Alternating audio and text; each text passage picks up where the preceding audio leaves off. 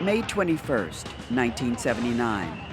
It is known as the White Night Riot, when grief and anger turned into a furious battle on the streets of San Francisco after assassin Dan White received a sentence of voluntary manslaughter for the double murders of Mayor George Moscone and Harvey Milk, the city's first openly gay supervisor.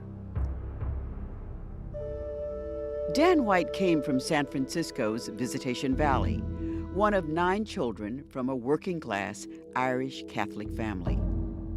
He had been an Army paratrooper during the war in Vietnam, then served his city as a cop, fireman, and supervisor. In November of 1978, White assassinated Moscone and Milk at City Hall. The madness was both tragic and incomprehensible.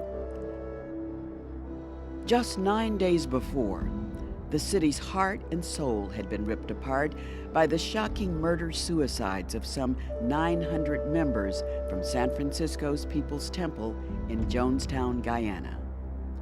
When the bloodlust continued with the killings at City Hall, it was a brutal climax to one of the darkest chapters in the history of San Francisco.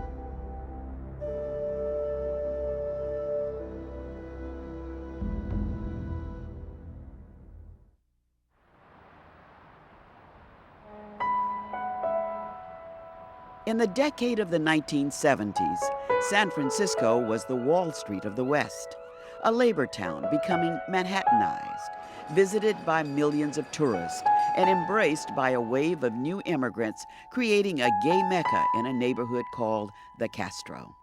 I want to give fair warning to the pessimists who may be among my constituency that we can accomplish what we set out to do. To George Moscone, San Francisco was the greatest city in the world. George Moscone was bigger than life. He was a very ebullient character. He loved politics. He loved the rough and tumble of it. Moscone was an only child raised by his mother in the city's Cow Hollow district. He was a high school basketball star at St. Ignatius, graduated from Hastings Law School, registered black voters in Mississippi, and served in the California legislature as a liberal progressive Democrat. My father was always for the little guy, the underdog.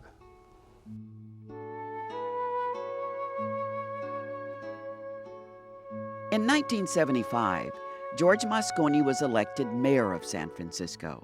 Moscone was 46 years old, married, and the father of 4 children. He really felt close to this city. This was his city. And for the people to vote him into office, the city that he was born and raised in, it meant everything to him. Moscone wanted to transform the face and soul of San Francisco and made enemies. He believed the city's police department needed change and supported advances in the hiring and promotion of blacks. Moscone also made a controversial move in appointing a liberal outsider, Charles Gaine, as the new chief. George was unusual in that he didn't naturally come from a background where people of color were, but for whatever reasons, George was without any evidence anywhere of any racism or whatsoever. Dan White has worked and lived virtually all his 31 years in this southeastern section of San Francisco. The neighborhood problems are the city's problems. You see, the transportation, the crime, the education, the taxes. In the summer of 1977, Dan White ran for city supervisor from District 8. One of the campaign statements he makes is that the city is being blighted by people unlike ourselves, malignancies he calls them, and it was generally interpreted to mean that he was talking primarily about gay people. White was a married, straight-arrow conservative who believed in family values and campaigned to the music of Rocky and a slogan of "Unite and fight with Dan White." White was easily elected. Dan White comes across as the kind of son almost any mother would be proud of. Dan was one of my big supporters here. As a teenager, Dan White was an all-city football player, thrown out of high school for fighting. As a cop, he went against the police code of solidarity, charging another officer with brutality. As a fireman, he saved a woman and her child from a burning building. Yes, I like Dan White very much. I thought that he was a hard-working young man. San Francisco Homicide Inspector Frank Falzon was a friend of Dan White's. Cops from the same neighborhood, they were the double-play combination on the department's softball team. Compromise and what happens at City Hall on a daily basis was just not Dan White's mentality. And I felt personally, as a friend, he was making a mistake. Joining Dan White on the city's Board of Supervisors was Harvey Milk. Milk was the first openly gay man elected to public office in the history of San Francisco. What really counts is a person care. Does a person care about his city or her city? Harvey Milk's early life was eclectic.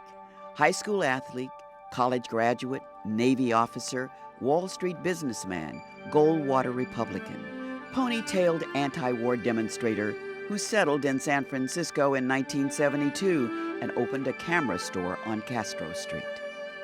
Harvey was a lot of fun. Harvey was a fast-talking, glib, energetic, theatrical New York Jew. He wasn't a saint. He had a temper. He could be a real pain in the neck. You know, he was just this guy that moved us. In the days after his election, Harvey Milk recorded a political will. This is to be played only in the event of my death by assassination. As a very public gay man, Milk knew he could be assassinated. In my election, gave somebody else, one more person, hope. And after all, that's what it's about. You gotta give them hope. As the months passed, many of Harvey Milk's colleagues grew concerned about Dan White and his working-class politics and biases. Milk felt White could be educated. Harvey tried to reach Dan with humor. He tried to reach Dan with advice. Harvey could be a bit Machiavellian. I think he looked at this more as a game than most people do, and he kind of walked to the sound of his own drummer. I know that he and Dan were very close. They had coffee once a week, and they talked a lot, which was kind of interesting. Dan White felt a certain kinship for Harvey Milk. When Dan's son, Charlie, was born, at the christening, Harvey Milk was the only member of the Board of Supervisors that Dan White invited to this very personal event. Eventually, Harvey Milk and Dan White became political adversaries. It began with a controversial proposal to place the Center for Troubled Teens in White's Visitation Valley neighborhood. White fiercely campaigned against it. When Milk voted in favor of the center, White was humiliated and enraged. He retaliated by opposing Milk's gay rights bill for San Francisco. You can have someone that's a transvestite, a man that, for his sexual kicks or orientation, whatever you want to call it, loves to dress up as a woman. If he is a qualified teacher, he can go into any school or he can go into any business and they can't refuse him. Dan White was the only supervisor to vote against the gay rights ordinance of Harvey Milk. The relationship between the two men never recovered. And Dan, with every month that passed, got more and more frustrated, more and more, I think, self-conscious and aware that he wasn't succeeding. And I think these frustrations were clearly growing and growing. And in that arena, if you aren't smart, you lose.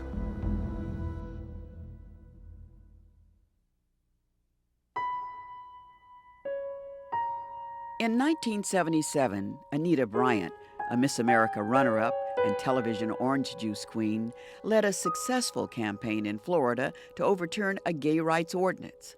That victory launched a new battle against homosexuals across the nation. You are opening up the floodgate to a situation that is like the Holocaust.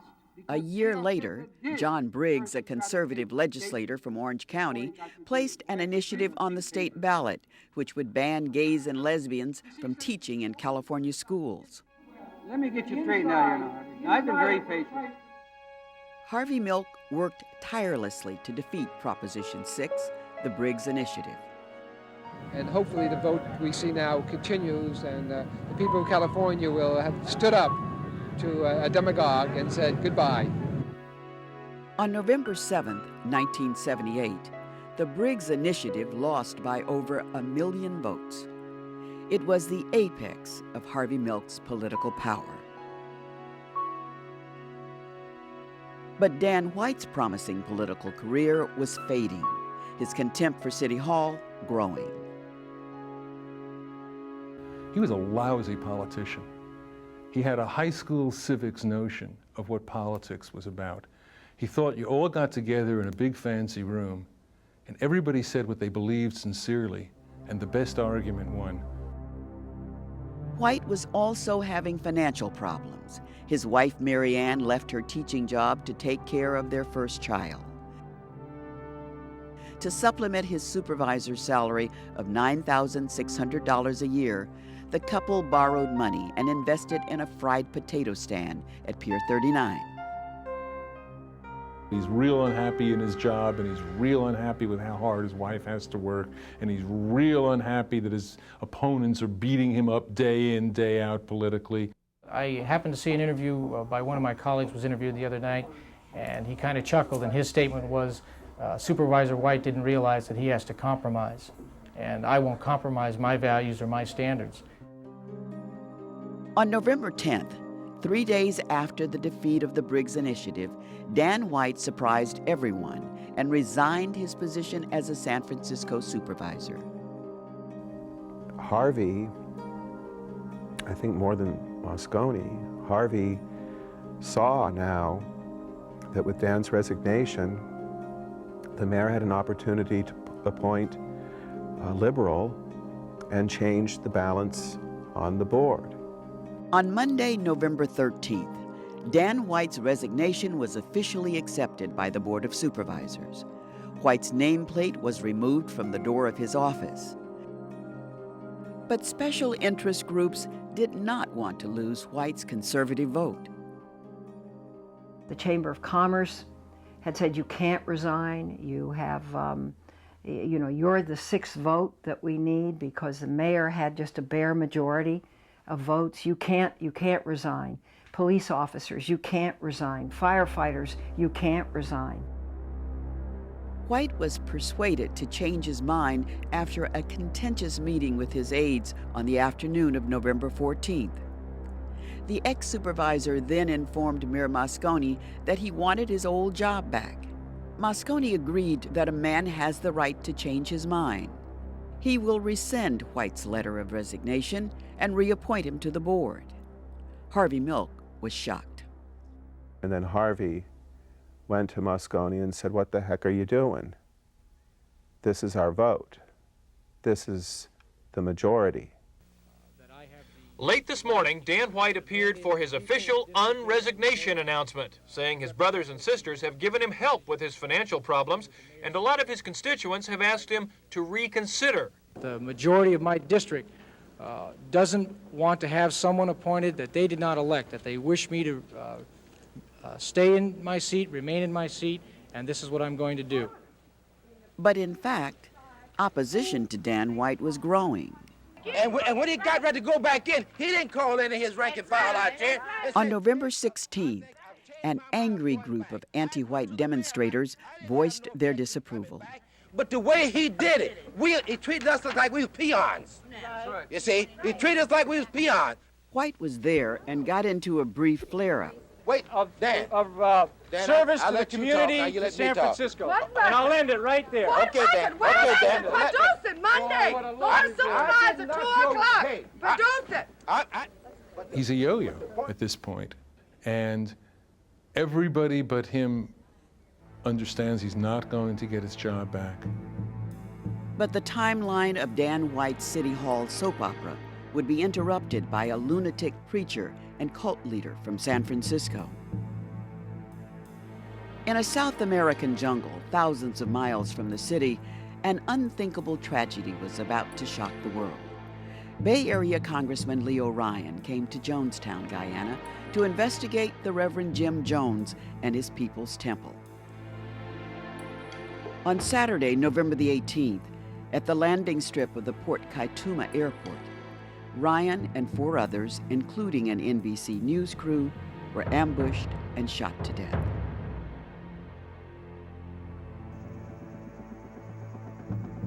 But the airport killings were only the beginning. Within hours, a mass suicide murder had also taken place. Over 900 men, women, and children, including Jones, were dead. The Sunday morning calm of San Francisco on November 19th was shattered when the headlines detailed the evil of Jonestown.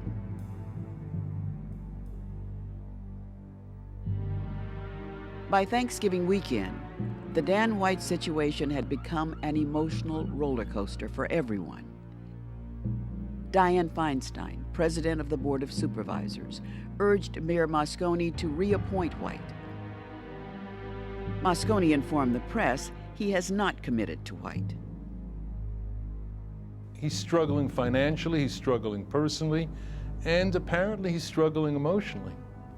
I do know that Dan White overheard a conversation between Harvey and the mayor, in which Harvey urged the mayor not to reappoint Dan.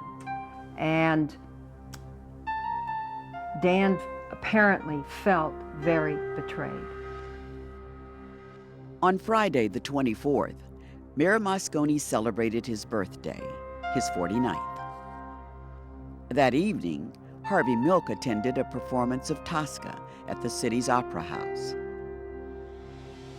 2 days later, on Sunday night, a radio reporter called Dan White, wanting his reaction to the news that he will not be reappointed. White responded with no comment. He is beginning to withdraw in some fairly serious ways. He's staying home, he's depressed, he's feeling sorry for himself, and eventually he just quit being decent altogether, and he murdered 2 men in cold blood.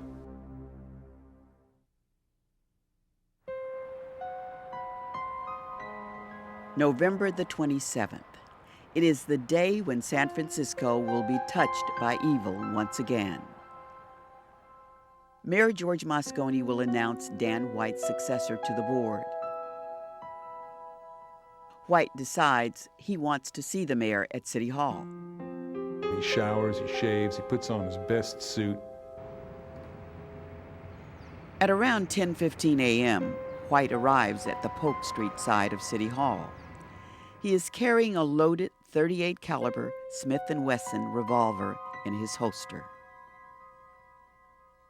He goes in the front entrance, and there is a metal detector, and of course he's got a weapon on him, so he turns around, he leaves. He climbs into a window instead and comes up through a back staircase, and he goes into Moscone's outer office. He does not know, but in Moscone's inner office at that moment are sitting George Moscone and his good friend Willie Brown. Oh, we shot the breeze. We shot the breeze about a whole number of things. We shot the breeze about the 49ers football fortunes, and they were not great in those days. We shot the breeze about our own family relationships, what we were thinking about for Christmas. We used to Christmas shop together for our wives. The mayor is informed by his secretary that Dan White wants to see him. At around 10:40, White enters Moscone's office. Dan White walked in as I walked out. White asks the mayor if he will be reappointed. Moscone tells him no. The ex-supervisor becomes agitated. The mayor lights a cigarette, offers White a drink, and tries to reason with him. It is too late. And he pulls out the gun and he shoots George Moscone once, twice. George Moscone falls. The bullets tear into the mayor's chest and arm. Dan White straddles him, puts the gun to the back of his head, and shoots him twice more. Moscone is dead. After killing the mayor, White is seen running to the other side of City Hall. He is looking for Harvey Milk. Dan went by, and I said, "Dan," and he said, "In a minute." And I heard a door slam. After White finds Milk, they meet in White's former office. I heard shots. Dan White fires his weapon 5 times into Harvey Milk, twice point blank into Milk's brain. I walked into the room. Harvey was on his stomach, and I tried to get a pulse, and I put my finger in a bullet hole, and he'd clearly gone like this, and a bullet had gone through his wrist, and it was absolutely clear that he was dead. After killing Harvey Milk, White flees City Hall. He calls his wife Mary Ann and tells her to meet him at St. Mary's Cathedral.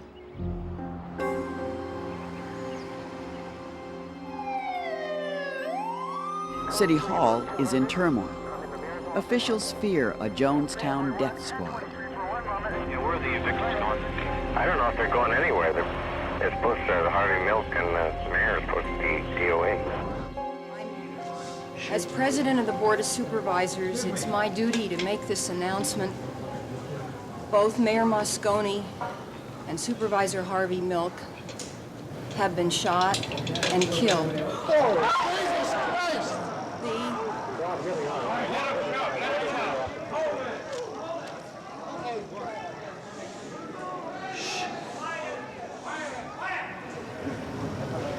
The suspect is Supervisor Dan White.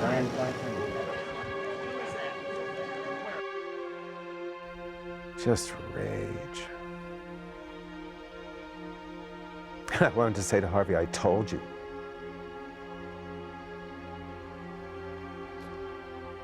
Just rage.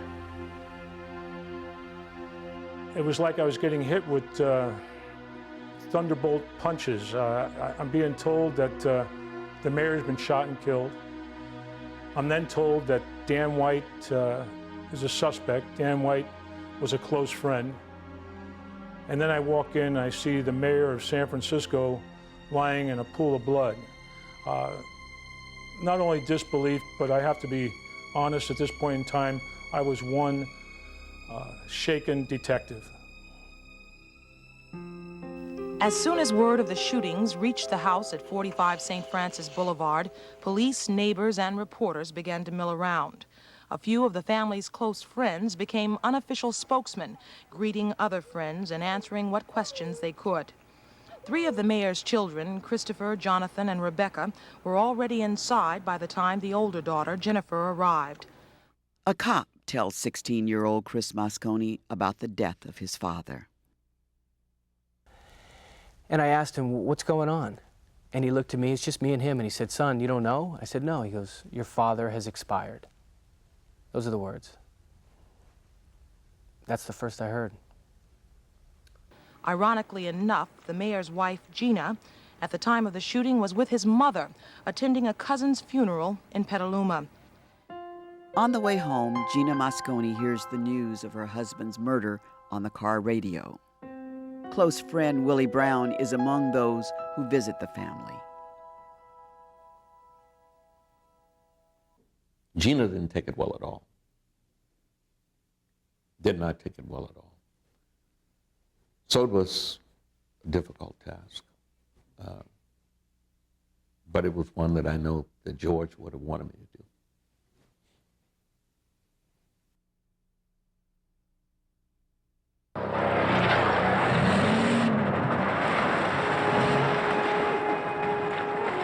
Attention all units, former Supervisor Dan White is now in custody. Repeating, former Supervisor Dan White is now in custody.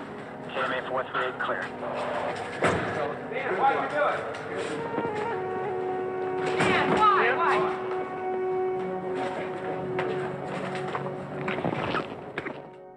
After Dan White surrenders at Northern Station, he is transported to homicide at the Hall of Justice.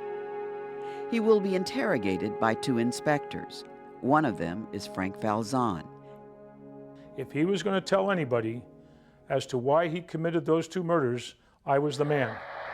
Just all the time knowing he's going to go out and lie to the press and tell them, you know, that I wasn't a good supervisor and that people didn't want me, and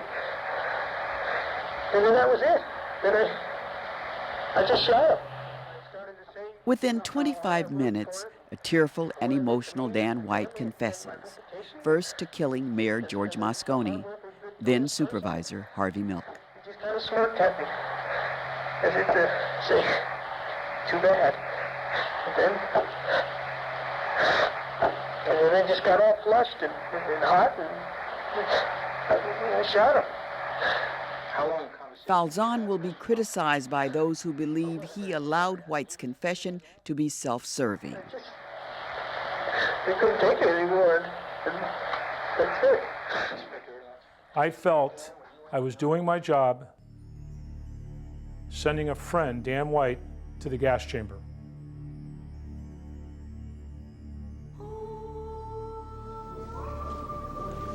Outside, San Franciscans came by the thousands to City Hall. They were just staring in space. It was as if the people could not believe what happened really happened. They had to come to see for themselves. Doesn't make any sense. Flowers were placed on the steps of City Hall. Someone wrote a poem. It was unsigned. All afternoon, people milled around, staring in space, in shock.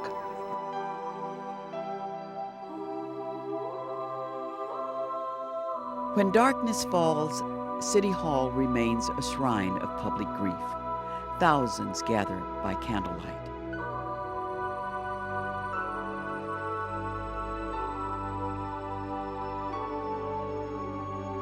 Days later, mourners pay their last respects and say their goodbyes to both George Moscone and Harvey Milk.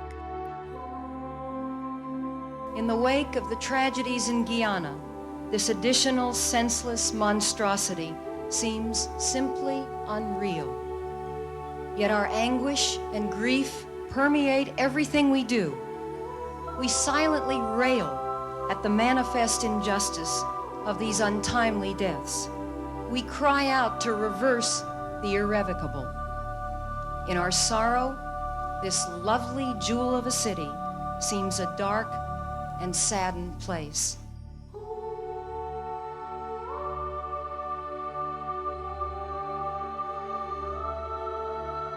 After services at St. Mary's Cathedral, the family of George Moscone escorts his body to the Holy Cross Cemetery in Colma, where he is buried.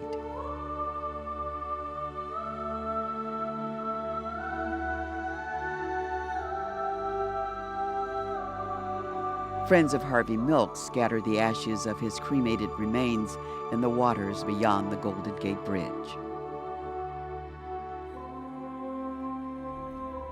There was an atmosphere of deep and abiding gloom, paranoia, and fear in the city.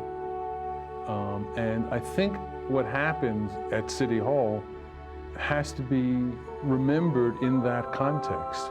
It didn't just happen one day. It happened when the city was already in a state of shock and emotional recoil at one tragedy.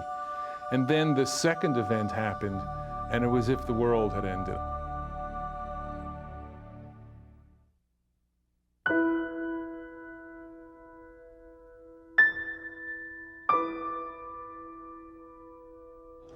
Frankly, I don't have enough information to really gauge his state of mind. I'm of the opinion that he's in a prolonged state of shock. Doug Schmidt, a 32-year-old Hastings Law School graduate from the Midwest, was the attorney for Dan White. He's a man that had what I would term hollow eyes. He had kind of it wasn't a blank look on his face, but he just had a vacancy. The trial of Dan White began on May 1st, 1979.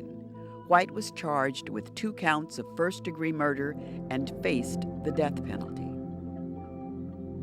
Attorney Schmidt presented a defense of diminished capacity, that White suffered from mental depression at the time of the killings. That a decent, hard-working, working-class, middle-class man who has held responsible jobs all of his life and been in public service all of his adult life does not suddenly, for no apparent reason, viciously murder 2 individuals. Something had to have happened to this man. The jury was composed of 5 men and 7 women, mostly white, middle-aged, and working class. And someone noticed that there were 5 out of the 12 jurors of an age to be Dan White's mother, and every one of them were Irish Catholic. Schmidt brought in 4 psychiatric experts to testify for the defense. Dr. Martin Blender examined Dan White before the trial. Blender did not admire White or his politics. So I walked into that room expecting just some sort of right-wing, homophobic man that I would find distasteful. And the man that I found was very different than the man I expected to find. And when I finished my interviews, I felt sorry for him, and my biases and prejudices as to why he did what he did went out the window, as I myself, like the jury 2 months later, became aware of all the complex, inimical forces impinging on this man that caused him to snap and do what he did. When Dr. Blender took the witness stand, his lengthy testimony strongly supported the defense theory of diminished capacity. Blender also briefly explained that during White's frequent depressive episodes, White would start gorging himself on junk foods, Twinkies, Coca-Colas. It was a minuscule part of the picture we were trying to portray. It was also very controversial. The press sensationalized Blender's junk food testimony by calling it the Twinkie defense. That certainly wasn't the main thrust of the defense, that one eats junk food, goes crazy, and is allowed to kill people. There was another courtroom surprise when Dan White's confession was played. The prosecution played that confession, I think believing that it was sort of the nail in the coffin of first-degree murder, probably with special circumstances. A death penalty case, dead bang on its face. No, I never killed anybody before. I never shot anybody. But the tape was a disaster for the prosecution. What struck me very vividly at the time was that every time Dan White cried, and he cried repeatedly in this confession or was overcome by emotion. Well, it's just that I never really intended to hurt anybody. It's just that these past several months, it got to the point I couldn't take it. And I was sitting there thinking, in my naivete, how self-serving. And I looked over at the jury box, and there were no less than 4 jurors crying. And I realized at that moment, as I think a lot of people did, Dan White was going to beat this rap to a considerable degree. On the afternoon of May 21st, 3 weeks after the trial began, the jury had reached its verdict. Trial, Janine Yeomans, right here. What is it? Yes, the jury has found Dan White guilty of voluntary manslaughter in the killings of both George Moscone and Harvey Milk. Dan White had faced the death penalty. He was convicted of voluntary manslaughter. White's sentence was 7 years and 8 months. Attorney Doug Schmidt was pleased with the verdict. Many others were not.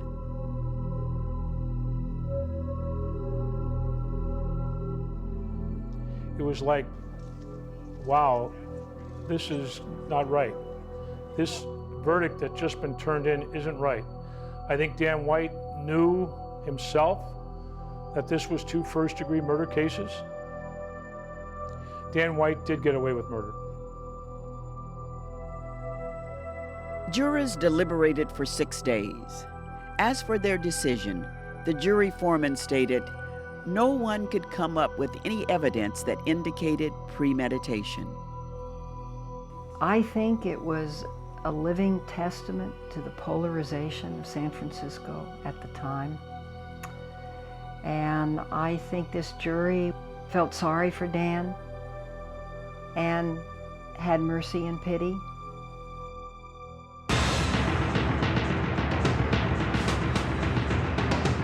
In the Castro, there was neither sympathy nor pity, only disbelief and anger. Thousands marched to City Hall in protest. Gays had reached the breaking point.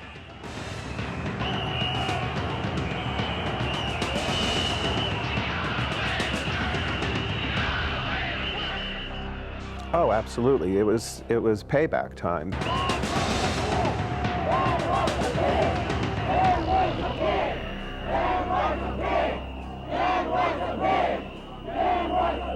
And the crowd grew and grew and grew, and it became more and more and more unruly.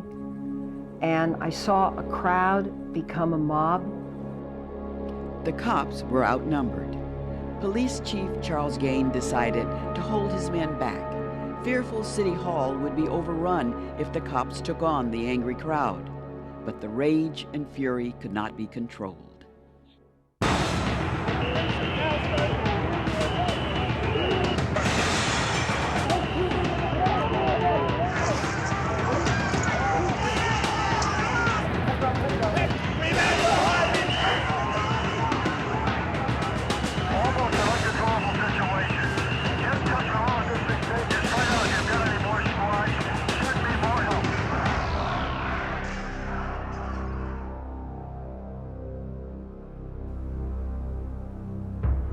It was just crazy. It was chaos. After the riot at City Hall had dissipated, cops descended on the relative calm of the Castro, and the bloody battle ignited once again. One of the worst assaults took place at the Elephant Walk Bar.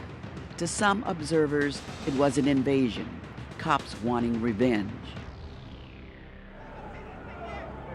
When peace was finally restored, a dozen police cars had gone up in flames. Over 150 cops and civilians were injured, dozens arrested. I thank God no one was killed, but it was what had to happen.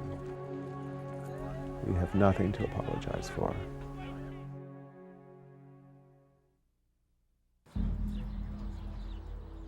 In January of 1984, Dan White was released from California's Soledad prison and paroled to Los Angeles.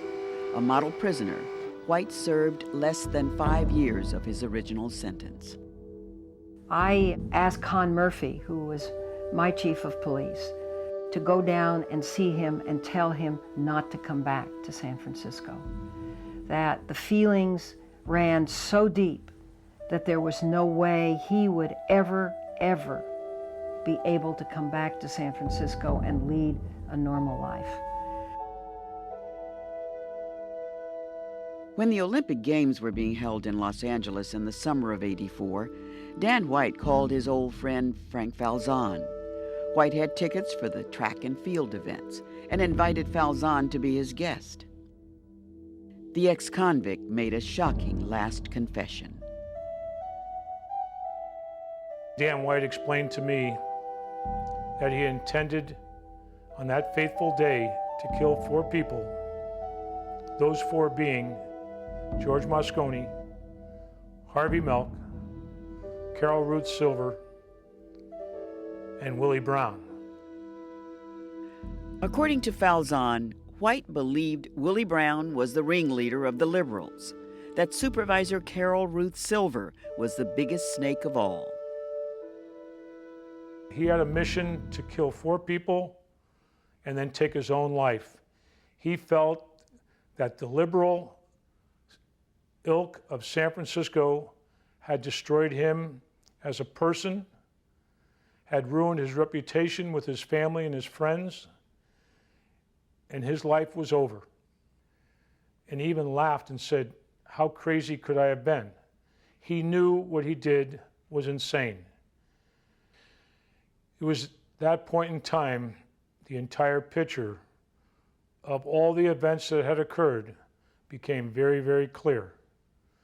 Dan White did, in fact, commit premeditated murder in the first degree. Despite warnings to stay away, Dan White returned to San Francisco in 1985. And of course, he couldn't readjust. The pain is so deep, the scar tissue, so horrendous, that I think he had to lead a shadow life. On the morning of October 21st, Dan White committed suicide in the garage of his Visitation Valley home. White created his own gas chamber as he sat inside of his car, a hose pumping in the deadly fumes of carbon monoxide. He was 39 years old. Inspector Frank Falzon was on duty that day and was called to the scene.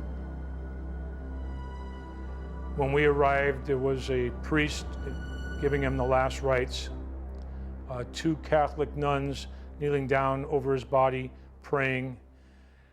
And I remember thinking, this is just so surreal. It was unbelievable. I felt no satisfaction. I wanted him to live a long time and be confronted daily with the scorn of the people of San Francisco. Dan White is buried in the Golden Gate National Cemetery in San Bruno. White left behind a wife, 3 children, and a legacy marked by uncommon tragedy and extraordinary change. According to Dr. Martin Blender, his participation in the White case made him persona non grata among his gay and liberal friends. His connection to the so-called Twinkie defense was irrevocable. It's troublesome to me that the press, which essentially conjured up this myth of the Twinkie defense, would continue to perpetuate it over 25 years. A member of the jury stated that Dan White's junk food diet was not a major factor in their deliberations. The juror added, "I don't think we spent 5 minutes on it." To reduce those subtleties and those complexities to a soundbite like, well, it was the Twinkie defense, suggesting that 12 middle-class, ordinary, home-owning jurors would find Dan White less culpable because of what he ate, is not only laughable, but preposterous. Too much is made of the Twinkie defense. It was catchy, and so it caught on, because every reporter ran back to their TV station or their newspaper and said, "Twinkies, the Twinkie killings," and Martin Blender took a bad rap for that. Praise for Dianne Feinstein, however, was universal during and after the sad days of the assassinations. San Francisco is not going to be rudderless in this time of transition. Government will continue. Feinstein's calm, reassuring demeanor became a symbol of strength for a troubled city. Her political career ascended like the proverbial phoenix. After serving 2 full terms as mayor of San Francisco, Feinstein was elected to the United States Senate in 1992. The legacy of Harvey Milk is unmistakable. If Milk was not the first gay martyr, he was certainly the most public and the most important.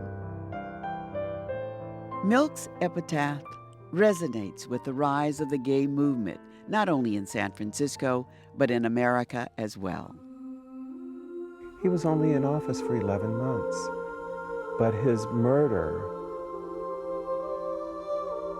galvanized a movement and probably did more than any other single event to make real the notion that there is a gay community and that we are a people.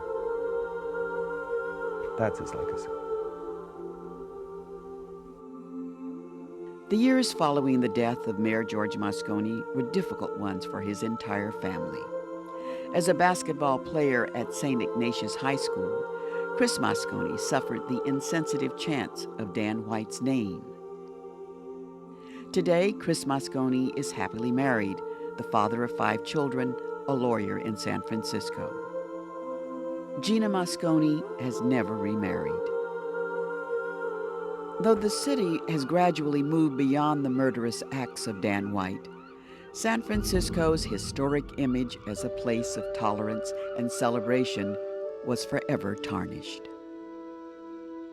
He took the heart out of the city. It was never the same place again. It never has been the same place. I think to a certain degree the specialness went out of it in the same precise way that a certain sense of idealism went out of America with the assassinations of the 2 Kennedy brothers and Martin Luther King.